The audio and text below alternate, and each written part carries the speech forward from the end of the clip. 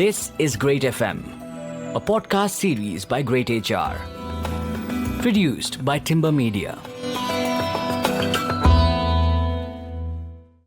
Hello and welcome to greytFM, everybody. Ahalya here, your host, keeping you company on this episode. And we've recently come out of a pretty rough time in the year, at least I think so. I'm talking about appraisal season. Don't get me wrong. I know that this is the season where both professionals and leaders shine. It brings so much excitement and eagerness. You can kind of feel it in the air at the workplace. But it is also a season where people sometimes have to contend with disappointment.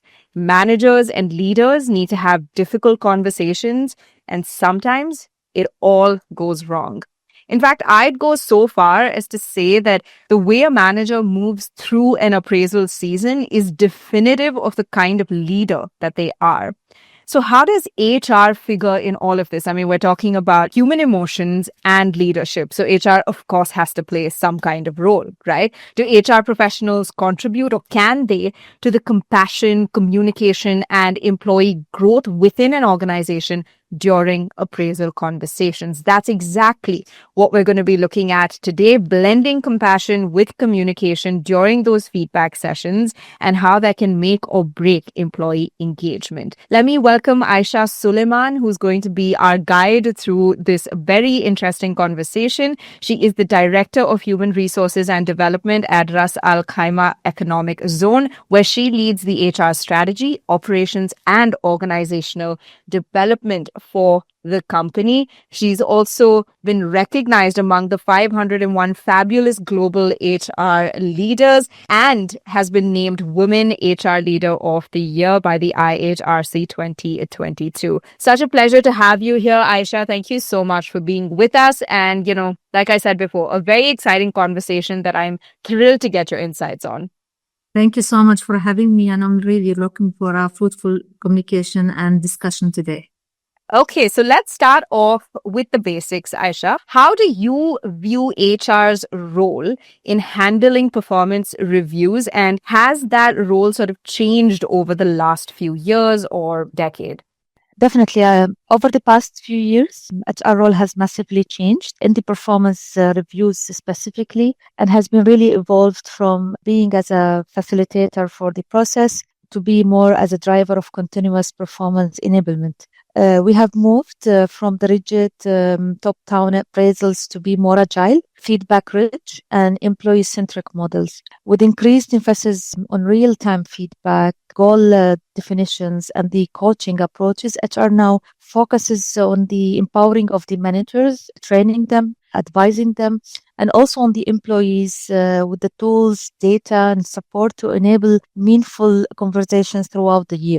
So there is no surprises when it comes to the performance appraisal cycle. The integration of the analytics, the pulse surveys and check-ins and these quarter reviews allow us to spot the performance trends really early, address the issues proactively, and align overall performance management with the business agility. I think these kind of new approaches in the performance appraisal has really enhanced the understanding and the results of the performance review cycle and made it really very flexible and agile between the relationship of the manager and the employee. I think that's an interesting shift that we've seen not only in this particular aspect of business operations, but HR's role in general has moved into a lot more of a strategic position, right?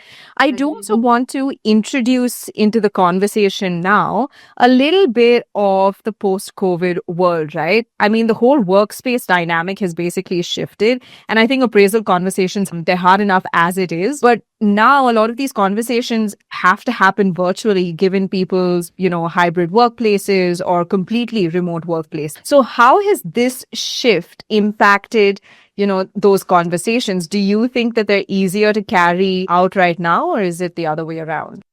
I think the virtual appraisals conversations, they brought the both challenges and opportunities. On one hand, they reduced the scheduling barriers and allowed more focused one-to-one time without any interruptions once you are in these online sessions. However, the absence of the in-person interaction sometimes made it really harder to read the emotional responses or build the rapid and the sense of the conversation between the line manager and the employee. This made it really crucial for the HR to coach the manager on the empathetic communication and active listening in virtual settings. We also had to reframe the tone of these conversations from evaluation to be more of engagement, ensuring that the employees feel heard, supported, and agile, regardless of the format or the channel of the communication they are having. It was not an easy shift, and it really took more effort and time from the HR to make the people aware about this new shift. But with the time, it has progressed and it really became very effective, mixing both emotional and non-emotional tools into these conversations. So that's a really interesting paradigm, right? So can you talk to us a little bit about the non-emotional tools that go into making an appraisal cycle successful? So these are the setups which we have really needed to emphasize, that the importance of the carrying out the conversation in the virtual platform.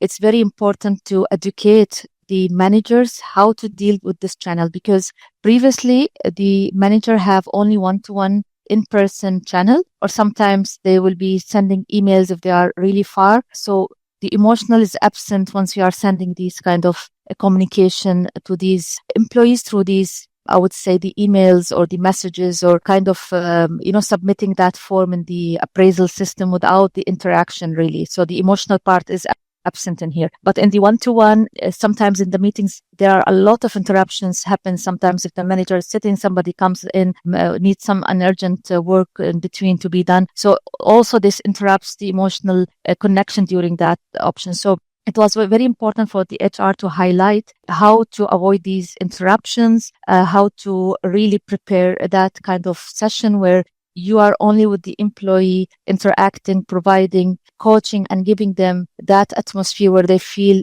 heard and trusted and they can exchange this information. So we focused on training them on how to handle these meetings in a virtual platform, when he needs to stop and interrupt the employees in the communication. In non-emotional part also, it is easier in the absence of the reading the body language during this system. It is very important